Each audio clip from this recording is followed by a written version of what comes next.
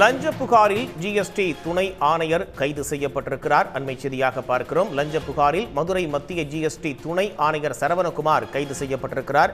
விவரங்களோடு செய்தியாளர் பாஸ்கர் இணைப்பில் இருக்கீங்க. கைது நடவடிக்கையின் பின்னணி என்ன? மதுரை சேர்ந்த துணை கஸ்டம்ஸ் அண்ட் ஜிஎஸ்டி துணை ஆணையராக சரவணகுமார்ங்கிறவர் பணியாற்றிட்டு இருக்கிறாரு. இவர் நேற்று 3,50,000 ரூபாய் ஏதோ ஒரு நிறுவனத்துக்கிட்ட இருந்து லஞ்சமா பெறப்ப மத்திய சிபிஐ அலுவலரால் நேற்று கைது செய்யப்பட்டிருக்கிறாங்க. இவரது பூர்வீக வீடு திருவிடம்பூர்ல இருக்கு. இந்த திருவிடம்பூர் அந்த வீடை சோதனை போடுறதுக்கு இன்னைக்கு சிபிஐ அதிகாரிகள்லாம் வந்திருக்கிறாங்க. வர்றப்ப அந்த வீடு பூட்டி இருக்கிறதுனால சிபிஐ அதிகாரிகள்லாம் சோதனை போட முடியாம வெளியே காத்திருக்கிறாங்க.